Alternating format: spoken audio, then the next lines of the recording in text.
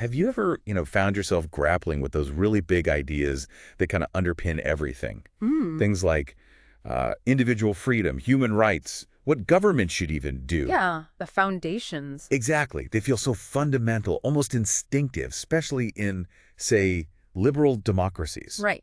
Like they've always been there. But then you look around, right, at the actual messy reality of politics and economics, Uh, the power struggles, the yeah, inequalities. the gap between the ideal and the real. It's huge sometimes. There's this constant tension, isn't there? This, like, paradox. Where did these big, powerful ideas actually come from in the first place? Well, that tension, that paradox you're pointing to, is absolutely key. Hmm. These ideas weren't just plucked out of thin air. They have histories, deep roots, Mhm. and they were forged in specific contexts. And understanding that context, that origin, is crucial to understanding why we still wrestle with them today. Okay, so that's exactly what we're going to do today. We're taking a deep dive into the mind of someone often called the, quote, father of modern liberal democracy, John Locke. A giant figure, absolutely pivotal. His ideas, they're just woven into the fabric of Western political thought, aren't they? Especially perhaps in the United States. Mm. You see echoes everywhere. You really do. If you want to understand the principles underpinning our societies, and yes, the tensions within those principles, you really have to grapple with Locke. There's no way around him. So for our journey today, our map, if you like, comes from Brian R. Nelson's Western Political Thought. We've really dug into the sections on Locke, pulling out the key insights, the arguments, the connections, trying to distill it for our conversation. And our mission really is to unpack Locke's core ideas. We want to understand where he was coming from, his historical moment, Right. explore that complex relationship he had with his contemporary Thomas Hobbes, which is fascinating in itself. Oh, yeah. And then, importantly, take a critical look. What's the lasting impact? What are the potential problems or critiques that people raise about his philosophy? So get ready to see how 17th century England connects directly to the debates happening right now. Let's unpack John Locke. Okay, so first things first, context. We have to place Locke in his time. He was born in 1632, smack bang in the middle of 17th century England. And that wasn't exactly a calm period. Far from it. It was a century of immense turmoil, revolution, civil war. England was tearing itself apart, essentially. The conflict between the crown and parliament was brutal, and it fundamentally reshaped the country. And this wasn't just background noise for Locke, was it? His family was right in the thick of it. Exactly. He came from a, relatively well-off Puritan family, but they were involved in the revolutionary side. His father actually served as a captain in the parliamentary army. Wow. So from a young age, he's seeing political conflict up close. He's Yeah. absorbing the arguments against the king's power. Precisely. And this exposed him to some pretty radical ideas for the time. Our source mentions the Levelers, for instance. Ah, the levelers, yeah. A really interesting group that came out of the parliamentary army. They were pushing for much more democracy, a wider vote, strong individual liberties, far more radical than the mainstream parliamentarians. So having those ideas around him early on must have planted some seeds. You have to think so. Seeds that would later grow into his own liberal, individualistic theories. And he wasn't just absorbing politics. He was pushing against the intellectual status quo, too, wasn't he? At Oxford? Yes, definitely. He went to Christ Church, Oxford, the standard path, but he found the curriculum really stale. It was dominated by the old Aristotelian philosophy. Which was more about abstract reasoning than observing the world. Right. Deductive logic from established principles. Locke felt it was out of touch. And this pushed him, much like Hobbes actually, towards what they called the new science. Empirical understanding. Observation. Experiment. Exactly. Knowledge based on sensory experience, on what you can actually see and test, rather than just relying on ancient authorities. And while he was at Oxford, he actually met some of the leading scientific figures of the era. He was right there at the heart of this intellectual shift. But maybe the most crucial connection for his future path was with Lord Ashley, right? The Earl of Shaftesbury. Oh, absolutely fundamental. Shaftesbury was a hugely powerful politician, served as Lord High Chancellor under Charles II. Locke became his personal physician, then his secretary, his advisor. So that pulled him right into the center of power. It did. It gave him this incredible access, not just to other thinkers, scientists, philosophers, but to the real day-to-day grind of 17th century politics. The deals, the plots, the hard realities, as the source puts it. It wasn't theoretical anymore. He saw how power really worked. And those hard realities eventually caught up with him personally. Shaftesbury got involved in plots against James II. Right, the exclusion crisis, worries about James being Catholic. Shaftesbury ended up having to flee to Holland. And Locke, being so close to him, got caught in the fallout. He was implicated. Even though there's no solid proof he was directly involved in anything treasonous, his association was enough. The political climate was toxic. So he had to leave England too. Yes, he went into exile in Holland in 1683, stayed there for 5 years, until 1688. That time away must have been crucial for his writing and thinking, observing from a distance. And his return. It lines up perfectly with a massive event back home. The Glorious Revolution of 1688. It was, well, relatively bloodless compared to the earlier Civil War. James II was out, William and Mary were in. But crucially, it wasn't just swapping monarchs. It was a power shift, wasn't it? A fundamental one. Power moved decisively towards Parliament. It established limited constitutional government, parliamentary supremacy, the basic framework we still see in the UK. And here's the kicker. Our source says the ideas behind that revolution were remarkably similar to the ones Locke laid out in his big political work, the Second Treatise of Government. Which was published right after he returned, though likely written during his exile. It's uncanny, really. His political theory seemed to perfectly capture the moment, or perhaps even shape it. So this naturally leads us to why he's often called the father of modern liberalism. That label gets thrown around a lot. How should we understand it, especially compared to Hobbes? Well, the traditional picture is pretty clear-cut, isn't it? Hobbes, defender of absolute monarchy, needed for order. Locke, champion of liberal democracy, focused on rights and limits. Right, that's the standard textbook version. And our source does highlight how Lockean ideas became embedded in Western constitutional democracies, especially the U.S., though it rightly adds a caveat. Historians debate the directness of that influence. It's maybe not a straight line. Okay, but let's dig into liberalism as it emerged from Locke's shadow. The Force breaks it down into two main pillars, right? It does. The first is what it calls radical individualism. This is the core idea that the individual person is the basic unit. Society, politics, it all starts with the individual. And liberalism, following Locke, argued for broad liberty for that individual, socially, economically, politically. Freedom to do what, specifically? Freedom to acquire property, to organize your own life based on your conscience, freedom of opinion, freedom from, arbitrary interference. So individual autonomy is paramount. What's the second pillar? That follows logically the theory of the negative state. Negative state, meaning? Meaning the state's role is primarily negative to prevent harm, to protect rights, rather than actively pursuing some collective good or positive vision. If individuals are primary and need liberty, then government must be limited. So it acts as a shield. Essentially, yes, a shield for individual civil rights and liberties. Government needs constitutional limits, its functions kept minimal. And historically, liberalism became really focused on designing ways to limit government power. Checks and balances, constitutions, that sort of thing. Okay, limited government protecting individual liberty. But how did this connect to democracy? Because, as you said, Locke himself wasn't thinking of democracy in the way we do today. His idea was more limited.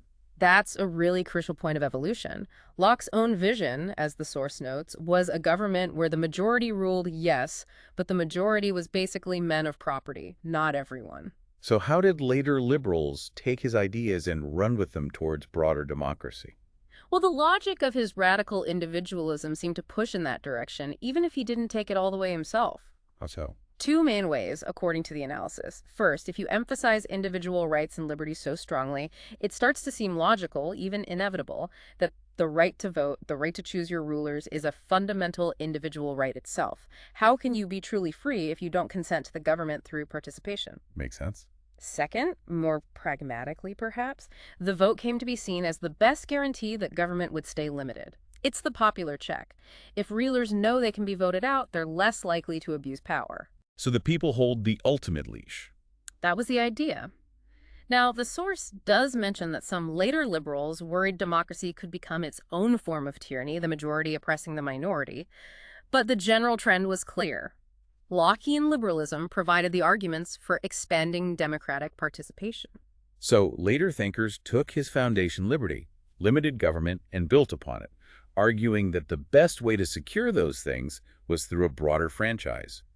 They used his toolkit for their own, perhaps more democratic purposes. Exactly. They extrapolated, saw implications he might not have fully embraced.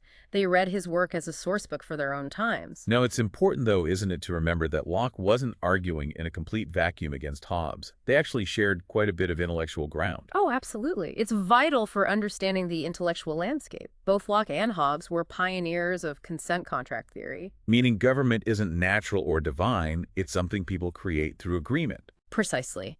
They rejected the older views.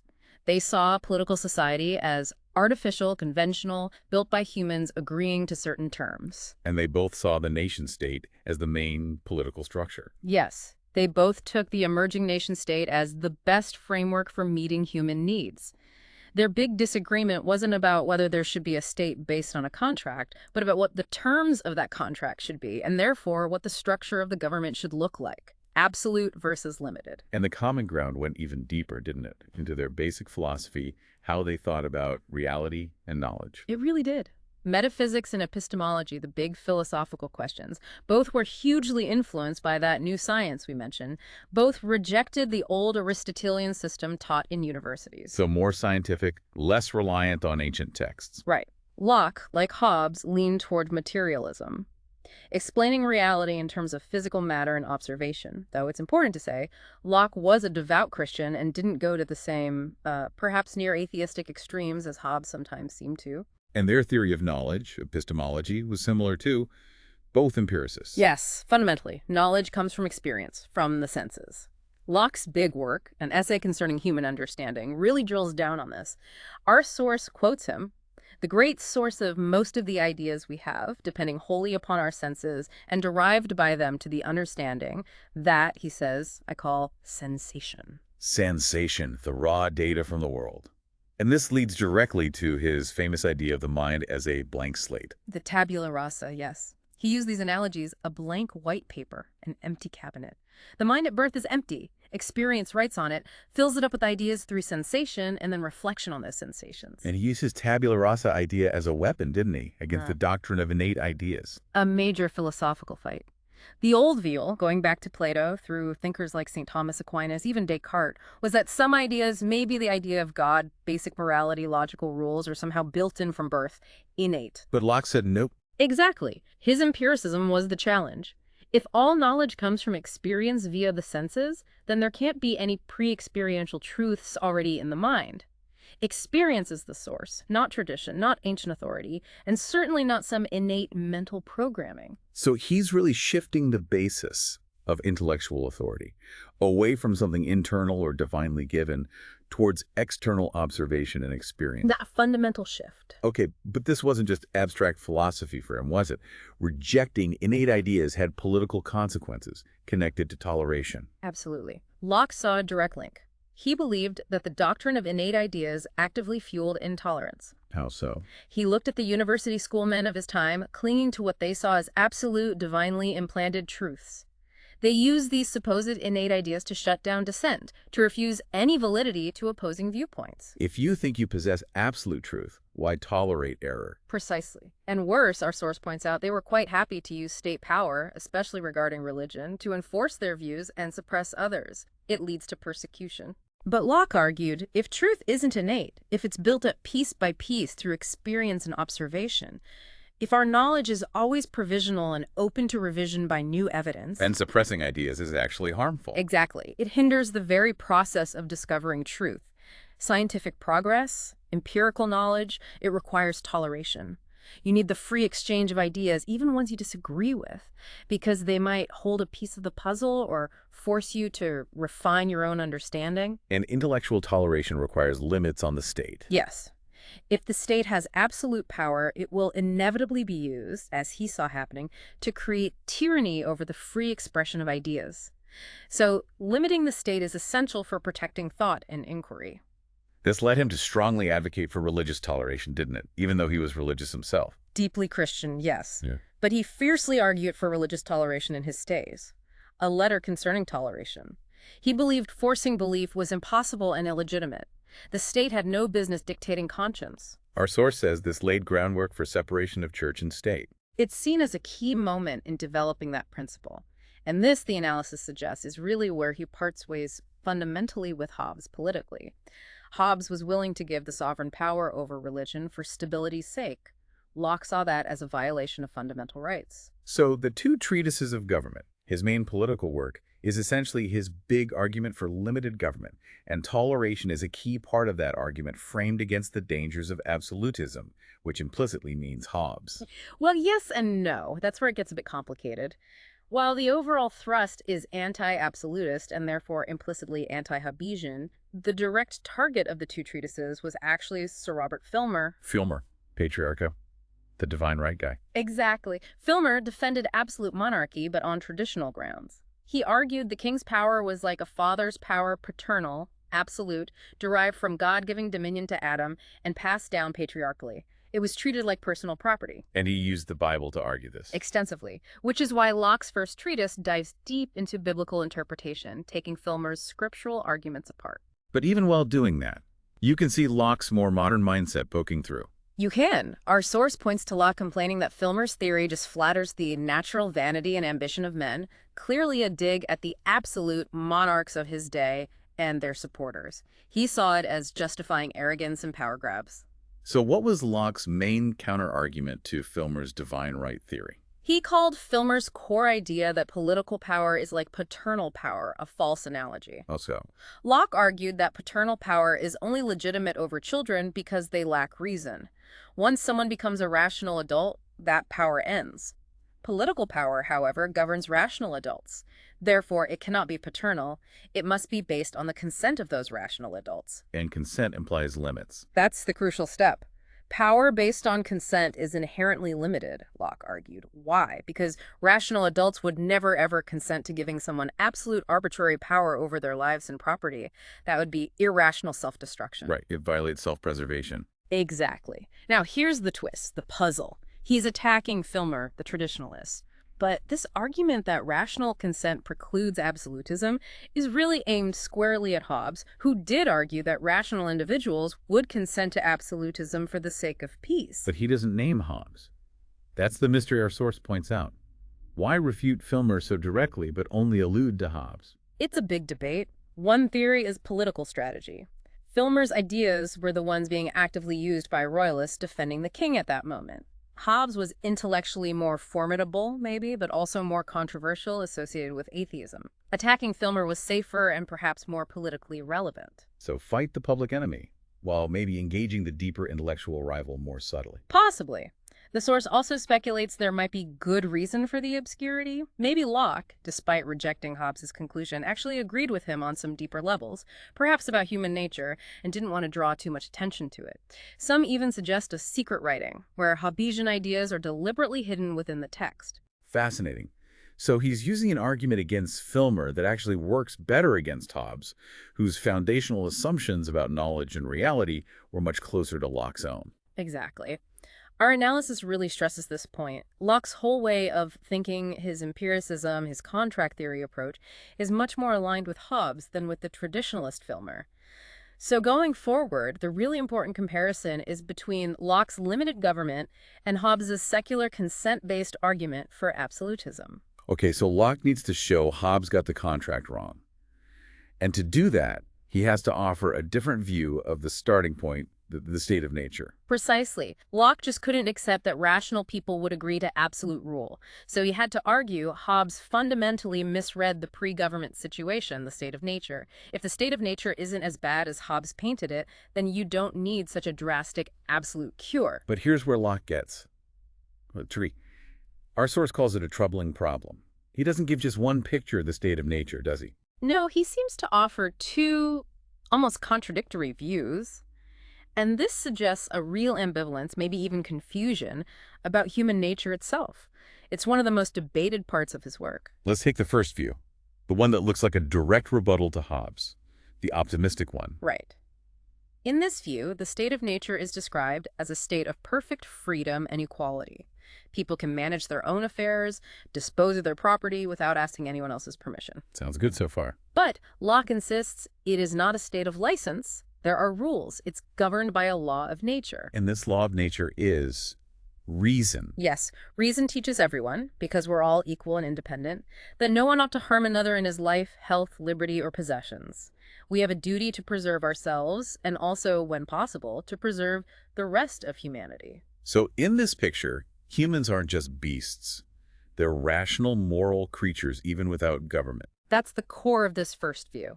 The state of nature is fundamentally one of peace, goodwill, mutual assistance, and preservation. Why? Because humans are naturally sociable, rational, capable of figuring out and following basic moral rules. Our source quotes Locke explicitly separating this from a state of war. So he's directly saying Hobbes was wrong. Absence of government doesn't automatically equal war. In this view, yes, the state of nature is just the lack of a common judge, a common political authority. A state of war, for Locke here, is force without right, using illegitimate violence.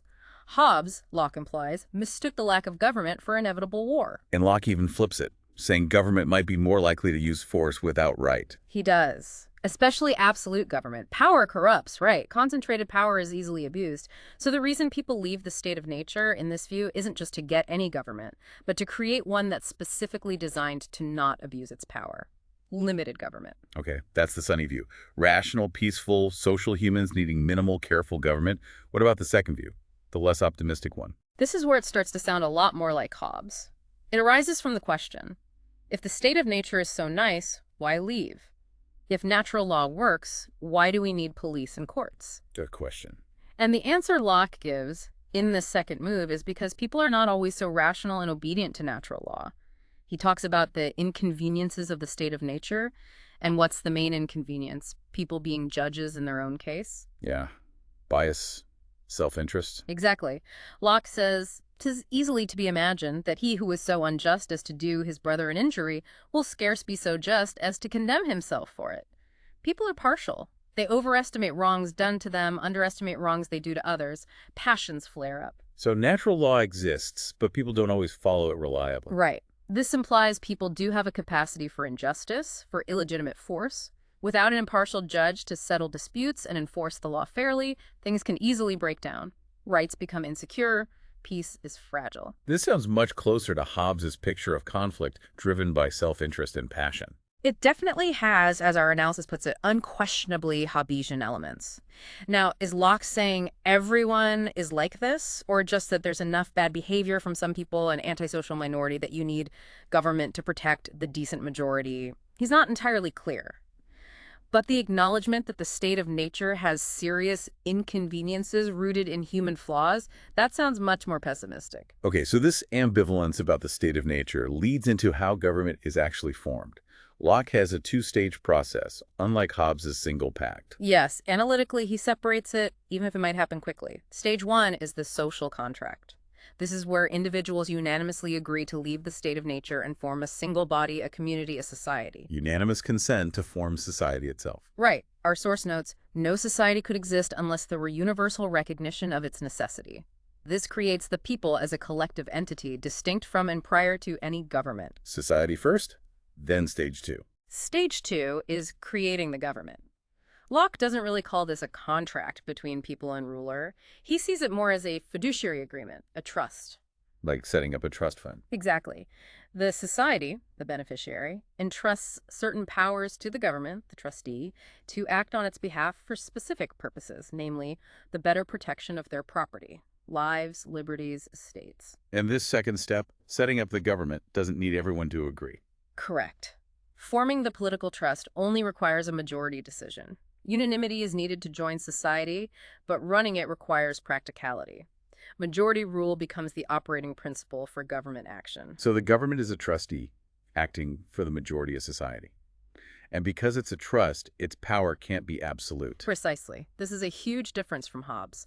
The government is bound by the terms of the trust. Its powers are limited by the purpose for which it was created, protecting rights, and by the rights individuals kept when they entered society. So unlike Hobbes, where the sovereign isn't part of the contract and has no obligations, Locke sees a two-way street. Yes, a reciprocal relationship. Citizens owe obedience to legitimate laws, but the government owes protection of citizens' fundamental rights. And what rights do people give up and what do they keep? Primarily, they give up their individual right to execute the law of nature, to punish offenders themselves. They hand that over to the common authority. But other rights, life, liberty, property, freedom of conscience, these are retained. Our source likens these retained rights to things like First Amendment rights in the U.S. context. They limit what the government can legitimately do. Okay, this two-stage theory, society, then government as trustee, has some massive implications. Huge ones. First, limited government, as we've said. Power is constrained by the trust agreement and retained rights. Second, popular sovereignty. The ultimate authority, sovereignty, stays with the people. Society, not the government trustee. The social contract is the real foundation. And that leads directly to a justification for Revolution, absolutely explicit. If the government, the trustee, breaks the trust, uses arbitrary power, violates fundamental rights, it's the government that has rebelled against society. The people then have the right, as the ultimate sovereign, to dissolve that government and set up a new one. And Locke insists revolution isn't the people being fickle, but the government betraying its purpose. Yes, often after a long train of abuses, as he puts it. He argues, like Machiavelli perhaps, that people are generally conservative and only resort to revolution when things get really bad due to governmental overreach. And the two-stage structure solves Hobbes' a big fear about revolution, doesn't it? That removing government means chaos. It counters it directly. If you remove the government, the trustee, the underlying society formed by the social contract remains intact. Order doesn't completely collapse. Sovereignty just reverts fully to the people, who can then appoint new trustees. It's a much less apocalyptic view of changing governments. But thinking back, this whole two-stage idea, especially the social contract, creating a functioning society before government, that really only works if you lean towards his first, more optimistic view of the state of nature, right? People being rational and cooperative enough to form a society by agreement. That seems right. The very possibility of a stable society existing by consent, capable of setting up and controlling a government via majority rule, seems to depend on humans having that innate capacity for reason, social cooperation, and recognizing natural law. If people were purely the self-interested, potentially violent individuals of the second, Hobbesian view, it's hard to see how anything other than Hobbes' single contract creating absolute power could possibly work. The two-stage theory needs the more optimistic foundation. Okay, let's pivot to maybe the most famous and perhaps most controversial part of the second treatise. Chapter 5, on property. Yeah. Our source suggests this is really where Locke lays his cards on the table about human nature and the contract's terms. It's a hugely influential chapter, no doubt, foundational for political economy as much as political theory. He starts from that basic right to self-preservation. Humans are rational, they need to survive, therefore they have a right to the means of survival, food, drink, shelter, what nature provides. And his concept of property begins very personally. It starts with property in one's own person. This was quite radical, an idea borrowed from groups like the Levelers. Locke famously states, "Every man has a property in his own person. This nobody has any right to but himself. You own you, your body, your mind, your labor." Self-ownership, that's the bedrock. It is. Yeah. And from this, he derives property in possessions. How? Through labor. Since you own your labor, when you apply that labor to something in the common stock of nature, you pick an apple, you till some land, you mix your property, your labor, with the common thing, making that thing your private property. So work creates ownership. Essentially. Though he adds that initial caveat our source mentioned, this is legitimate, at least where there is enough, and as good left in common for others. Okay, so property, life, liberty, and the stuff you acquire through labor is a natural right. And this brings us back to why government exists. Exactly. Locke states the great and chief end of forming government is the preservation of their property. And he's using property in that broad sense, lives, liberties, and estates. So government's number one job, Mm-hmm. protect life, freedom, and material goods. That's the core purpose. And this is why government must be limited and based on consent, specifically majority rule. Rational people wouldn't agree to a government that could arbitrarily take away the very things it was created to protect. That makes no sense. And he keeps stressing, property rights are natural rights. He's very insistent. They exist before government, discovered by reason, natural law. They aren't created by civil law. Civil law is supposed to uphold them. They can't be legitimately taken away or altered by government without consent. They are pre-political. And they link back to natural law. My right implies your duty to respect it. Correct. My right to life means you have a duty not to kill me. My right to property acquired by labor means you have a duty not to steal it. Legitimate civil laws must reflect these natural counterparts. Now, about those initial limits on acquiring property, you mentioned the enough and as good left rule and the spoilage rule. Don't take more than you can use before it spoils. These seem quite restrictive initially. They do. The spoilage rule seems pretty clear. Gather more apples than you can eat and they rot. You've robbed others because that resource went to waste instead of being available. It suggests appropriation is limited by use. But Locke's theory is famously used to justify huge inequalities and unlimited accumulation. So he needed a way around these limits, didn't he? He certainly found one. The invention of money. Money changes everything. It does. Locke argues that people, even in the state of nature, could give their tacit consent just by generally agreeing to use it to introduce something durable as a medium of exchange. Shells, pebbles, eventually gold and silver, something that doesn't spoil. And how does using money get around the spoilage limit? Because money doesn't spoil. So you can grow way more corn than you can eat, sell the surplus for gold coins, and hoard those coins indefinitely. You haven't violated the spoilage rule because the gold doesn't rot. You've just converted perishable goods into durable wealth. So the desire for more, the accumulation of wealth, is now effectively unlimited and justified. That's the effect. And the consequences are huge. Once money allows unlimited accumulation, common property starts to vanish. Land gets enclosed, privately owned. Why? Because people are now incentivized to produce far beyond their own needs for profit. And Locke defends this enclosure, this exclusion of others from formerly common land. He does. His argument is based on productivity. Privately owned land, worked intensively for profit, spurred by money, produces vastly more than common land used for subsistence. So much more, he claims, that even a landless laborer working for wages on private land is materially better off than someone trying to live off the commons. Money, the source quotes him, is a spur to productivity. But this whole process, money, unlimited accumulation, private property replacing common property, inevitably creates huge inequalities. Social classes merge. Locke sees this, acknowledges it. Unequal property distribution is the result of people having different degrees of industry and rationality. But he justifies this inequality. He famously says the world was given to the industrious and rational, not the quarrelsome and contentious. That sounds very much like the seeds of the Protestant work ethic, or the later American dream idea. Work hard, use your head, you deserve to get ahead. It's widely seen as a key source for that line of thinking. Economic success is framed as a result of individual virtue and effort. And underlying this is an assumption of equality of opportunity, that anyone can succeed if they're industrious enough. In theory, yes. Locke assumes an open system where your natural equality as a person gives you an equal chance to determine your economic fate through your own efforts. Our source puts it starkly. If the poor wish to be rich, they need only exercise their natural right to acquire more, be industrious and rational. So his property theory isn't just political, it's a whole social and economic justification. Absolutely. It ends up glorifying the emerging entrepreneurial figure, the person driving economic growth through rational self-interest and labor. Just like Machiavelli analyzed the effective political operator, Locke, in a sense, analyzes and justifies the effective economic operator. And when he says government's main job is preserving property, it means protecting not just existing possessions, but the right and the conditions for this unlimited accumulation to happen. And this is where scholars draw the line connecting Locke to capitalism.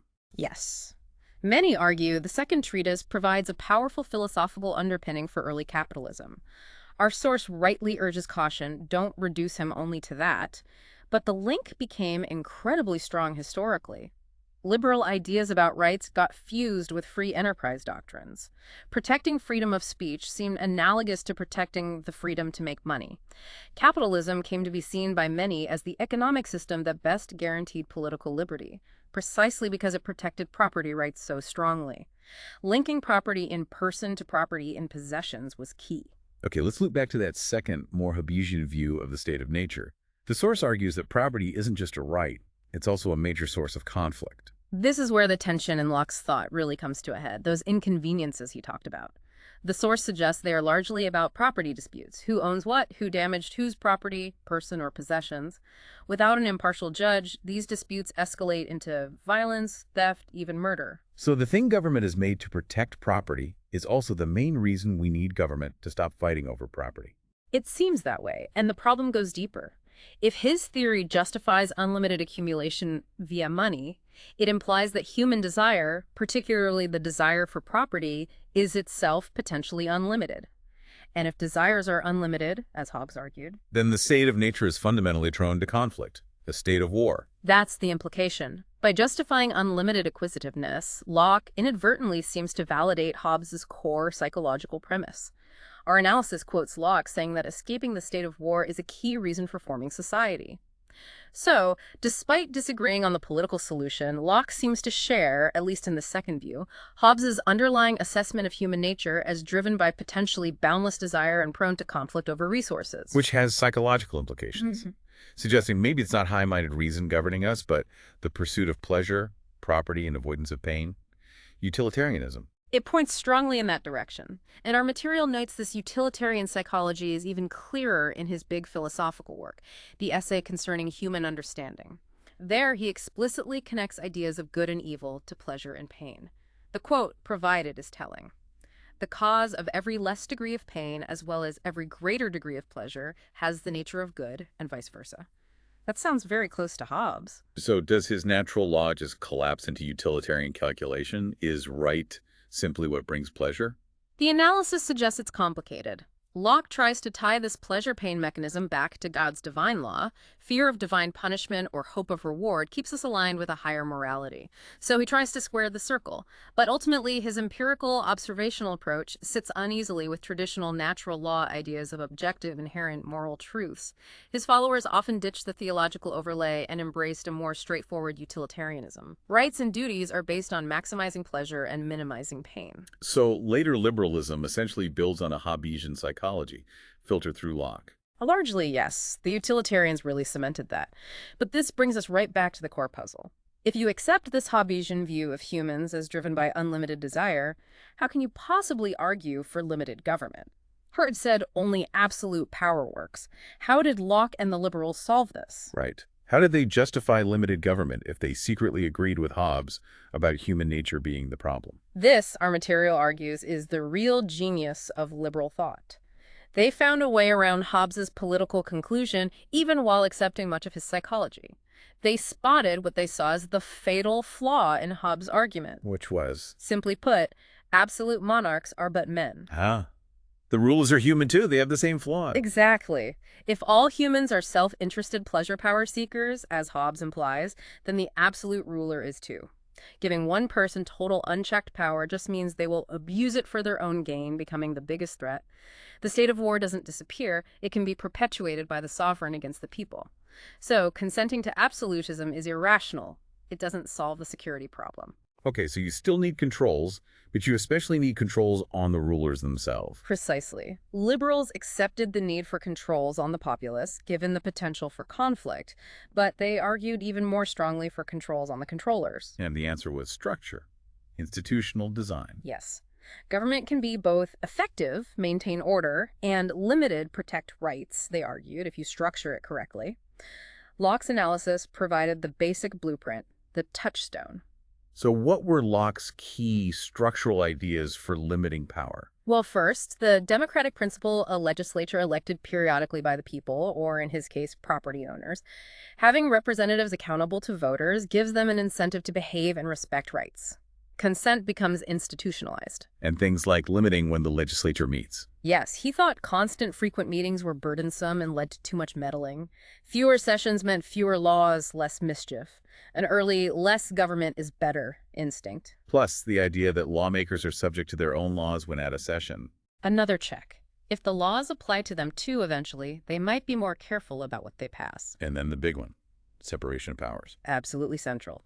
Locke argued strongly for separating the lawmaking power, legislature, from the law enforcing power, executive. Why?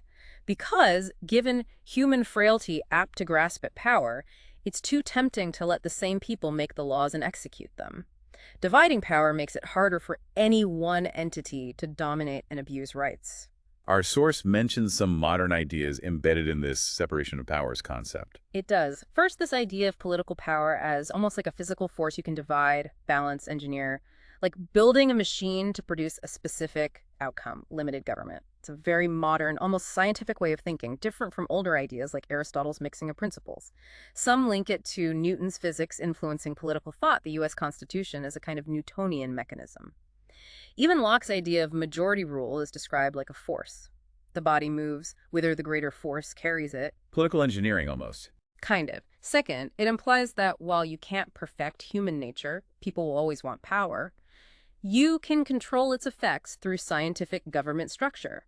Don't try to make politicians virtuous. Design a system where their ambition checks itself. Which sounds exactly like Madison in the Federalist Papers. Precisely. Madison's ambition must be made to counteract ambition is pure Lockean structural thinking.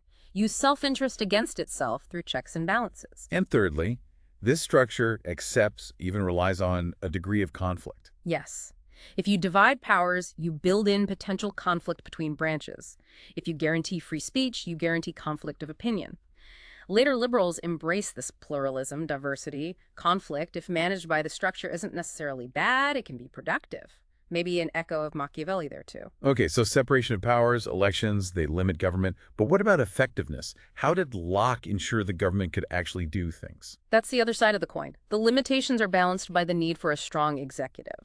Locke talked about executive and federative powers. He did domestic versus foreign affairs, but noted they're usually held by the same entity. So, for simplicity, we can talk about the executive. And the executive needs to be always functioning, unlike the legislature. Yes. Locke pointed out laws need constant execution, even if new laws aren't always needed.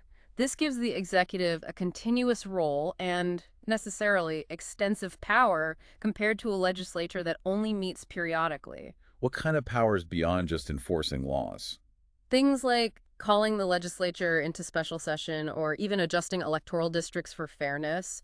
But the really big one, the controversial one, is prerogative. Prerogative. That sounds ominous. The power to act without law or even against it. That's exactly Locke's definition. The power to act according to discretion for the public good without the prescription of the law and sometimes even against it. Our source rightly calls this an enormous power. Why on earth grant that in a system meant to be limited? That seems like a massive loophole. Locke, the political realist, saw it as necessary because the system is limited and divided. Those features can make government slow or unable to act decisively in emergencies, war, crisis. Prerogative provides the capacity for swift, decisive action when the normal legislative process is too slow or the laws don't cover the situation. It's the executive's power to handle the unexpected, to provide unifying leadership when the fragmented system might otherwise fail. So it's a necessary evil, almost. A safety valve for effectiveness that counterbalances the limits. That seems to be Locke's thinking. Strong executive leadership, including prerogative, is needed to make the inherently decentralized liberal state function effectively, especially in hard times. So Locke's overall answer to Hobbes is structure. You can have both limited and effective government through separation of powers, checks and balances, representation, and a strong executive with prerogative. Yes, and this structural analysis, this blueprint for balancing liberty and order, is arguably the lasting genius of liberal thought, massively influencing constitutional design across the West. And, as the source repeatedly emphasizes, perhaps nowhere more clearly than in the United States. The influence is just undeniable. The American Revolution itself was fought using Lockean language: natural rights, government by consent, the right to revolt against tyranny. The Declaration of Independence reads like a Lockean document arguing King George III broke the contract. And his social and economic ideas, the emphasis on property, work ethic. Deeply embedded in American ideology, private property rights, individualism, the idea that hard work leads to success, these are all very Lockean themes that became central to the American self-image. And the structure of the U.S. government itself. Hugely influenced. Separation of powers between Congress and the president, checks and balances, federalism, though Locke didn't explicitly design that, the Bill of Rights limiting government power, the fingerprints of Locke and thinkers he influenced, like Montesquieu, are all over the Constitution. So understanding Locke is fundamental to understanding America. But, as our source insists, we also need to look critically. Because his ideas are so foundational for us, we need to see the potential problems. Absolutely. Critical engagement is essential. We can't just accept it wholesale. The analysis points out several major critiques or tensions within Lockean liberalism. Problem number one. It doesn't actually control power well enough. The argument is that despite the structures, vast power still concentrates, especially in the executive. That power of prerogative is seen as a major danger zone. The assumption that legislatures or the people will always effectively push back against executive overreach. History suggests that's maybe overly optimistic. Executive power tends to grow. Problem 2. The tyranny of the majority. Right. Locke championed majority rule, but didn't fully grapple with how a powerful majority could use democratic means to oppress minorities, passing laws that discriminate against racial, religious, or other groups. History is full of examples, sadly, even in democracies. Majority rule isn't a guaranteed protection for everyone's rights. Problem 3 goes back to property. Making it a natural right restricts government regulation too much. This is a huge one for modern society. If property rights, especially the right to unlimited accumulation, are natural and pre-political, it severely limits what government can legitimately do to regulate the economy or address social problems caused by economic activity. Protecting life and basic needs is one thing, but protecting unlimited accumulation gets in the way of solving problems. That's the critique. It becomes very difficult for government to tackle things like pollution, urban decay, worker exploitation, or massive inequality if doing so requires infringing on what are seen as fundamental property rights. The environmental example is stark. Protecting the right to accumulate can conflict directly with protecting the environment. Yes. If cutting down a forest maximizes profit, capital accumulation, and accumulating property is a natural right, it's hard for government to step in and say no without being accused of violating rights. So liberal governments are caught in this bind. No. Address collective problems versus protect individual property rights, and property often wins. That's often the tendency. And the source makes that interesting neo-Hobbesian point. Maybe the reason executive power keeps growing is partly because centralized power is needed to deal with the messy consequences of relatively unregulated individual property rights. The state has to manage the fallout of the very system it protects. Problem 4. The contradiction between natural equality and social class inequality. Locke claimed no contradiction. Everyone starts equal and has equal opportunity to be industrious and rational. But critics, citing social science, say this ignores reality. Class systems based on property become rigid. Your starting point, your family's wealth, education, connections, heavily influences your ability to be industrious and rational and succeed. Opportunity isn't truly equal. Property often determines success, not the other way around. Problem 5.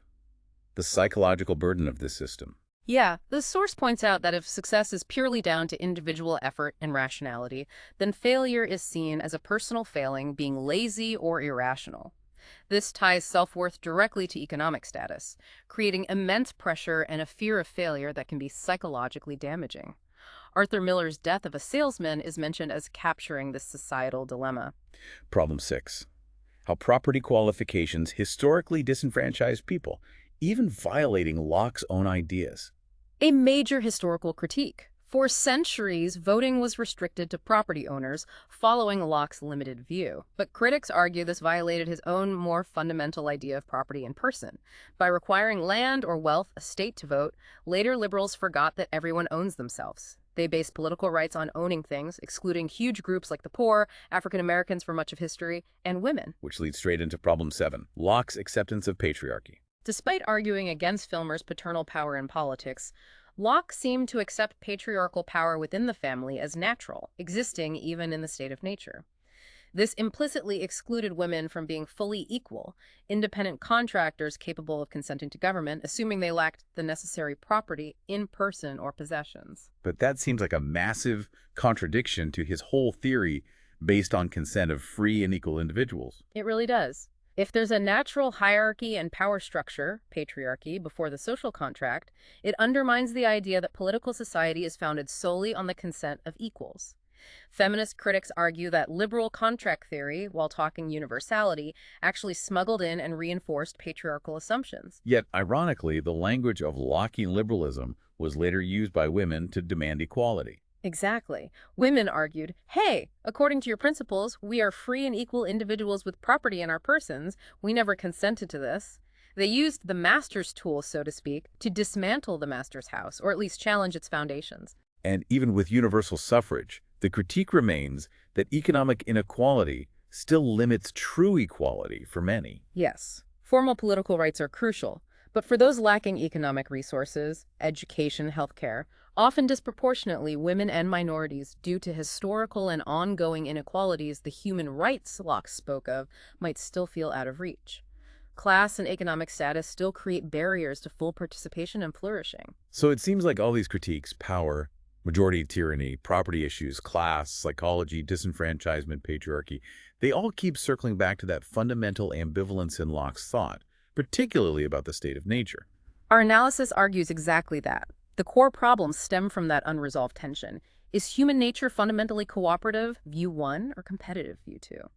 His arguments for limited government and unlimited property seem tied to the more Hobbesian view, while his contract theory seems to need the more optimistic one. How do we make sense of this? The material offers two main ways to interpret this ambivalence. Yeah. One is more sympathetic. Yes, interpretation one sees it as realism. Maybe human nature is just contradictory. We're capable of both cooperation and selfishness. Locke's theory, while maybe less logically neat than Hobbes's, might be more realistic about actual human complexity. Messy, but true to life. Okay, and interpretation 2 is more critical. Interpretation 2, often associated with Marxist critiques, sees it as ideology, specifically a justification for capitalism and bourgeois rule. In this view, the property theory is designed to defend the interests of the rising capitalist class. Locke's real view of human nature is the Hobbesian one, unlimited desire, because that's what fuels capitalism. So he agrees with Hobbes on human drives, but wants limited government because absolute power threatens the property needed for capitalism. That's the argument. Liberal democracy, with its limited state and strong property rights, is seen as the political superstructure perfectly suited to a capitalist economic base. Locke provided the philosophical justification for this pairing. And the source says scholars still debate this. Yes, there's no final consensus. But the result of the ambivalence, whatever the intent, is problematic. It puts his justification for limited constitutional government on very shaky grounds, as the source says. If he ultimately relies on Hobbesian psychology, he inherits the philosophical problems Hobbes used to argue against independent natural rights. Finally, the analysis points to a paradoxical effect this has on us today, how this ambiguity shapes our own thinking. This is where it gets really close to home. The source calls it a dangerous deception. Because of this internal tension in Locke, we in liberal societies tend to live with conflicting assumptions based on his two views. What assumptions? On one hand, we talk and act as if people are basically good and cooperative. We expect community, we want government to serve the public good, that's Locke's optimistic view 1. But on the other hand, we celebrate rugged individualism, competition, self-interest, especially economically. We demand government stay out of the race for wealth and status, that's acting as if people are Hobbesian, Locke's view 2. So we operate with both models simultaneously, wanting cooperation, but rewarding competition. Exactly, and Locke's ambiguity lets us do this, the source argues, without fully facing the contradiction. It comfortably deceives us, hiding the potentially unpleasant Hobbesian realities, power, self-interest, unlimited desire that might be driving our system more than we like to admit. Which leaves us questioning what actually holds our society together. Right. Is it genuine authority based on shared values and consent? Or is it just the management of power and competing self-interests dressed up in nicer language? That unresolved tension, born partly from Locke's own ambivalence, is still arguably a central feature and maybe a central vulnerability of modern liberalism. It's incredible how these 17th century arguments still resonate, still frame our dilemmas today. They're not history, they're the operating system in a way. Still running, bugs and all. Speaking of grappling with these issues, the material ends by pointing towards Rousseau, who apparently saw deep flaws running through thinkers like Locke, and even questioned the whole nation-state project. That sounds like fertile ground for another deep dive down the road. Rousseau definitely took the critique to a different level, a very worthwhile subject. Okay, so let's try to wrap up this deep dive. We journeyed back to Locke's tumultuous 17th century England, saw how revolution and new scientific ideas shaped him. We unpacked his core contributions to liberalism, limited government, natural rights, that crucial theory of property evolving from self-ownership to potentially unlimited accumulation. We explored the complex dance with Hobbes' shared ground on empiricism and contract theory, but sharp divergence on sovereignty, the state of nature, and the structure of government, particularly Locke's two-stage contract.